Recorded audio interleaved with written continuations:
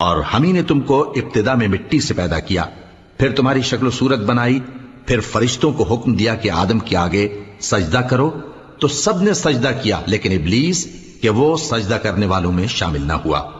अल्लाह ने फरमाया, जब मैंने तुझको भी हुक्म दिया था तो किस चीज ने तुझे सजदा करने से बाज रखा?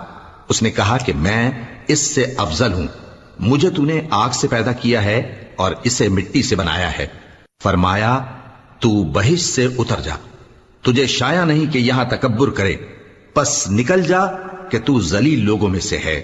उसने कहा कि मुझे उस दिन तक मोहलत अता फरमा जिस दिन लोग कब्रों से उठाए जाएंगे।